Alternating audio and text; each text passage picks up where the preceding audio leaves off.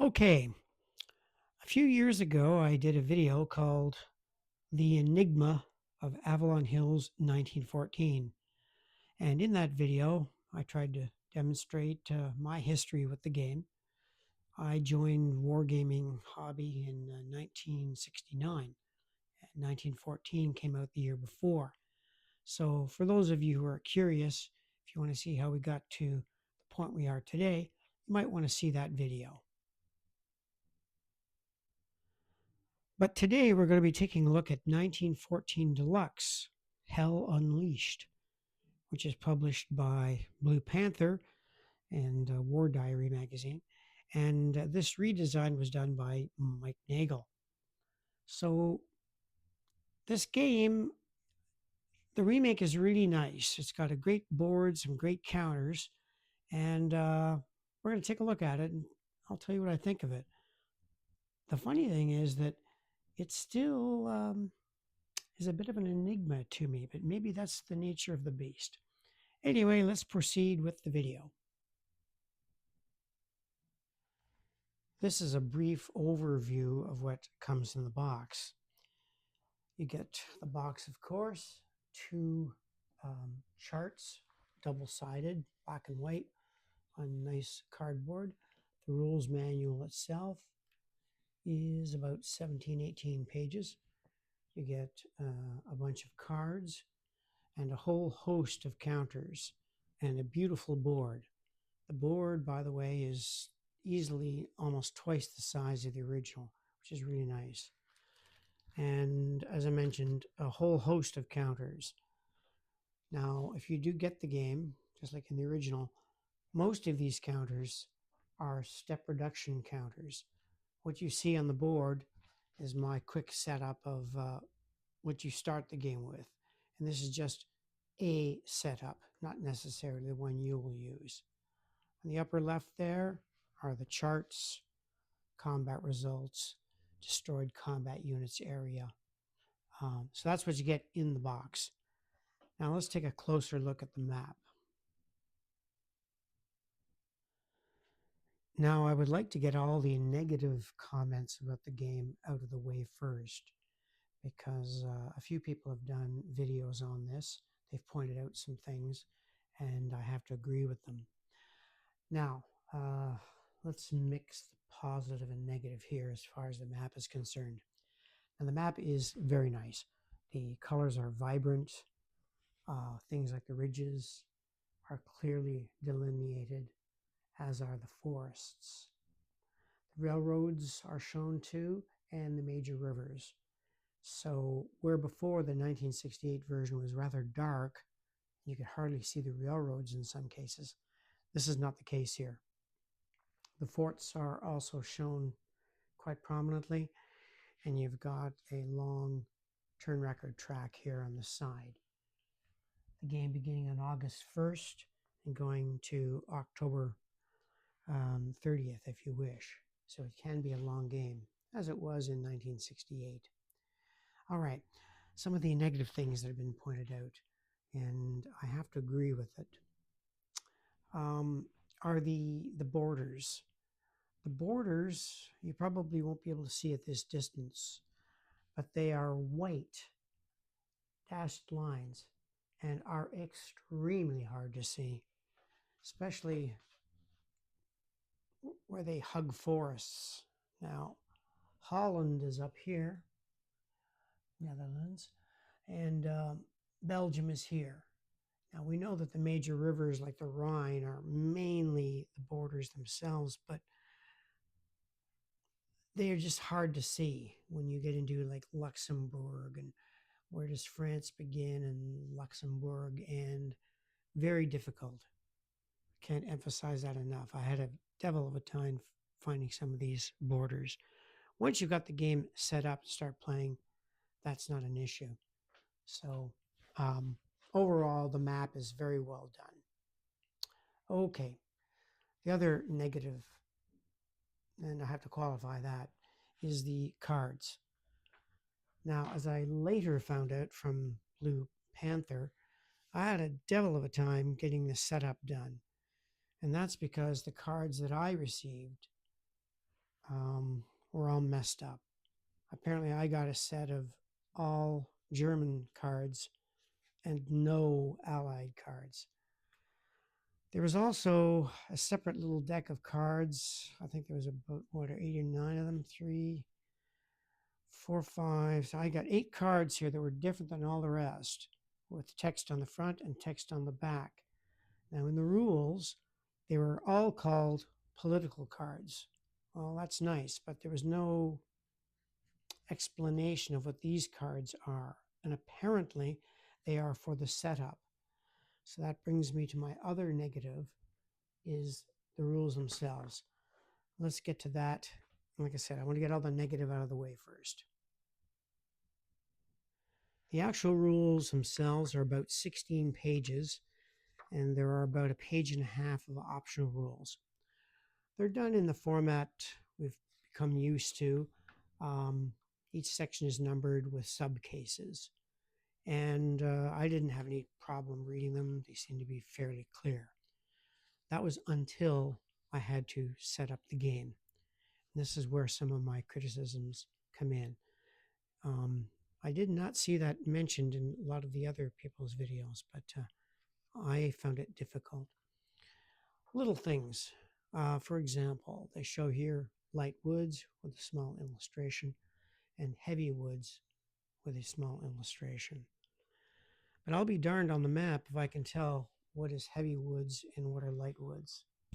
They all look the same to me, so I'm not really clear on what light woods are. They might be these little patches by themselves. I don't know. The woods look all the same to me. Now, the railroads are shown, resources, cities. Other than that, the terrain effects chart was pretty clear. Mobilization hexes and setup hexes was, well, interesting too, because they show where particular units can be placed on the board, but not all. You see, in 1968, what I usually do with a historical board game is I like to use the historical setup. And back in 1968, it was very, very obscure. I was never able to set up the historical setup in the 68 version, and I was hoping that that would be improved in this version. But that is not the case. There is no illustration nor real complete list of the historical setup. You could say, well, isn't that what the cards do? Yeah, in theory they do, but remember my set's messed up. Apparently Blue Panther is sending me another set, so I can't really comment about these. The other little mini gripe is some of the fonts on these things. Some of the words are so small, the font is so small, I'd use a magnifying glass to make out some of the words. So is that a nitpick? Well, maybe, but holy cow, if you can't even read the setup. Anyway, in a fixed up set, maybe these setup cards work. I don't know exactly. So that's my little nitpick about the historical setup. I found the best way to just get the game going is to go with an open setup anyway. Make up your own setup. What I really want to explore is the opening phases of the war, where the Germans go through Belgium. And as we know historically, they ended up within 1 or 2 X's here of Paris for the decisive Battle of the Marne. That's kind of what I want to explore. So the setup is not as important. Just be forewarned that I had trouble setting up the game. The setup is on page 5. It starts here. It's in rather long paragraph form, but it is not specific enough. It's very, very general, and I thought it was rather incomplete. You can figure it out, but to me it was a bit incomplete. Now this brings us to the sorting of the counters. As I mentioned, that most of the counters in the game are step reduction units. I've rearranged them here in bags. I put some of them in trays, but there's so many counters, you're going to have to get really organized if you want to play this game. You've got to break these steps down and sort them. In the end, I went sort of back in time down memory lane and went to Board Game Geek and just uploaded the charts that came with the original game. Unit counter chart, German, unit counter chart for the Allies, French. I found this aided me greatly in sorting the counters. Again, in the new manual, no list anywhere of the counters themselves, nor how to sort them. There's a brief explanation of how the sortation method works, and it does work once you figure it out. But I couldn't help but these old aids designed in 1968 helped me greatly in this modern version of the game. Okay, that's it for now for the bad stuff. But what's good about it? Well, let's do a little bit of a summary.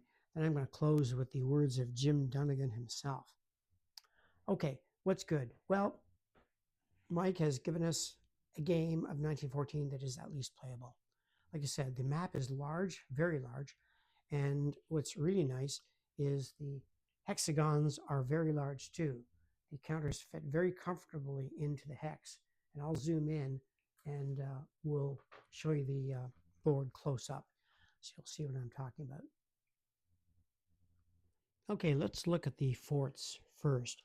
They're now delineated in 3 different colors. Here's a bunch of fortifications around Landgraf in white. That means they're kind of a low-level fortification. You've got more fortifications up here at Epinal.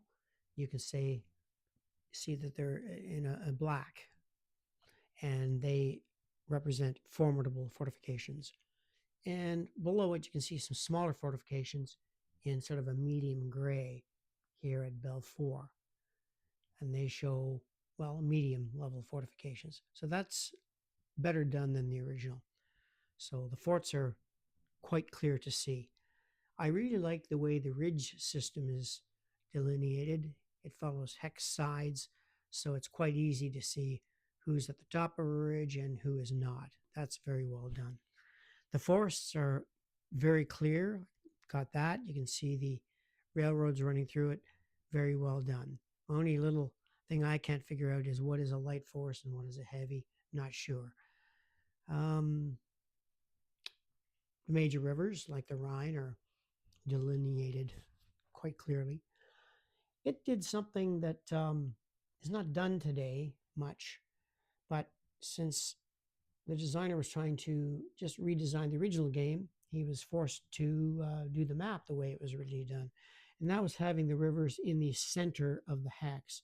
That can be a problem when you get cases like, okay, the fellow's there. Well, what side of the river is he on? Well, kind of doesn't matter for the game anyway. In this game, you pay an extra movement point when you leave a river hex. So if you have a fellow here, he would go 1 and then pay 1 to leave the hex. That's how that's handled. I don't know if that was in the original or not. Probably was. Now you can also see on the board here, they show a little wee 693. Those are setup hexes. So in following some of the historical setups, you'd put a 693 there. But I may point out that I still have to figure out these setup or plan hexes because my set is messed up.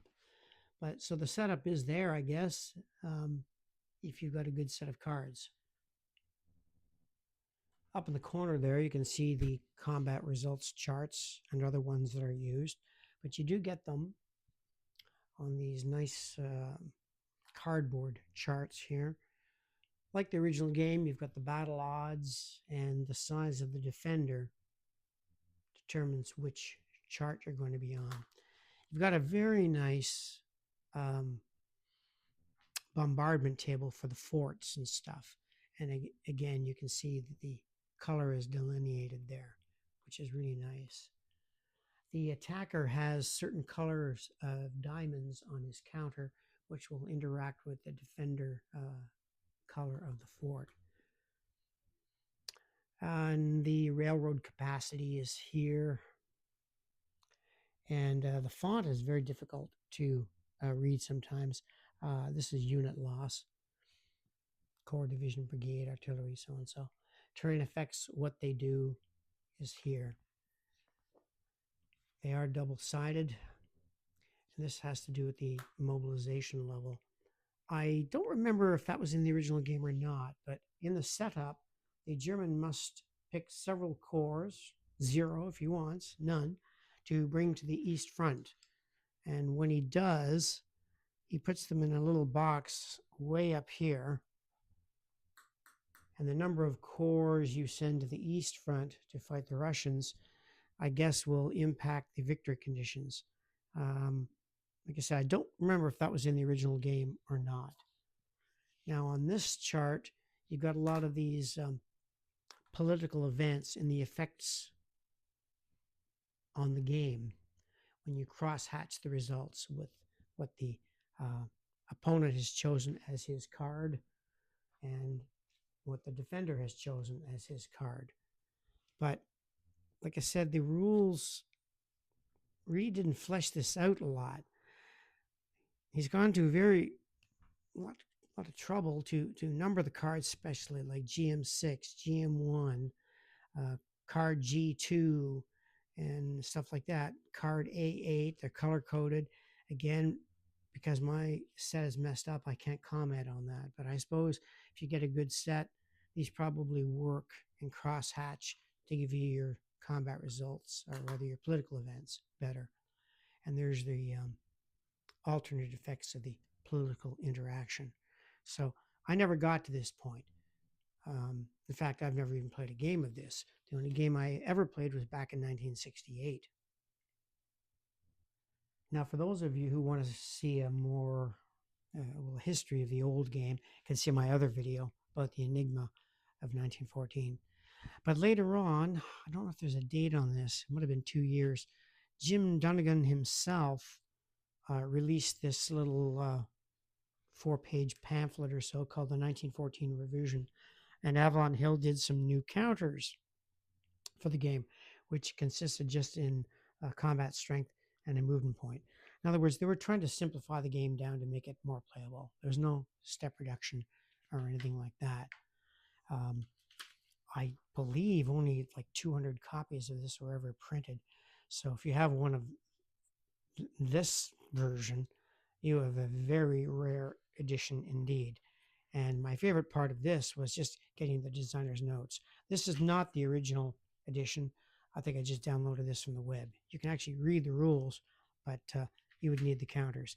And lo and behold, there is an order of appearance even in this little revision. So let's do a summary, and I'll close with Jim Dunnigan's comments on the game, which I find very, very interesting. All right, so my summary. How does the game play? Well, I really couldn't tell you because I have not played a game yet. I've only owned the game for 3 or 4 days, and struggling with the setup and the other problems. So I can't say how it plays, but I'll let Jim describe how it plays. Now, from experience and from what other people have said, it's a good simulation of World War I. It's going to become very stalemated, even though this is the early stages of the war, August 1914, where it is a war of movement. So there's no trenches in this game, really, just the fortifications. That's why I'm interested in it. I'm interested in World War I when it is a war of movement. And I'm particularly interested in the Battle of the Marne over here outside Paris. Now, I do not know if in this game you're ever going to be able to reach the area of Paris, because as Jim Dunnigan hints at in the article, which I'll quote a bit from later, players aren't likely to do kind of the stupid moves that the French did by trying to go through the Ardennes at the same time. So that's kind of what I want to explore, some of the what ifs of the scenario. That's why the historical setup is not as important as I thought. After all, they're all corps. Many of the units are the same, whether these 20th Corps is here or the 19th, don't really care. They're all the same value anyway. So I bought it because I want to explore 1914. So uh, for my summary, it would be that the 1914 Deluxe, the designer has given us a playable 1914 game. How playable, that's going to be up to the players, the political events they choose, and the game system itself. But let's quote something from what Jim Dunnigan says about, and I find it's very illuminating and interesting. So now I quote from Jim Dunnigan. Okay, this is Jim Dunnigan, and I'm reading from his designer's notes. He says, as a game situation, World War I is pretty much a bust. Nothing happens, save for a lot of killing and expenditure of ammunition. Avalon Hill's game, 1914, attempted to recreate the World War I situation in a game format. Unfortunately, they succeeded. Sure enough, the game soon degenerates into a stalemate. The reasons for this should be rather obvious after looking at and playing 1914. There are too many troops, the front is too narrow, the units move too slowly, all were on foot, and the mounted troops are not trained to exploit their mobility. Built into the game is the increased power of defensive weapons. There are no special assault weapons as yet, such as tank and attack aircraft. But all this leaves one question unanswered. How were the Germans able to penetrate as far as Paris in the original campaign? The reason is quite simply the idiocy factor. The French insisted on launching a series of disastrous attacks in the Metz area at the beginning of the campaign. So those are Jim's comments, and that probably tells us a lot about what's going to happen in this game. But I didn't care. I wanted to try a playable 1914 game, and at least the designer has given us that. So that's my summary and look at 1914 Deluxe. So that's it. Thank you for watching.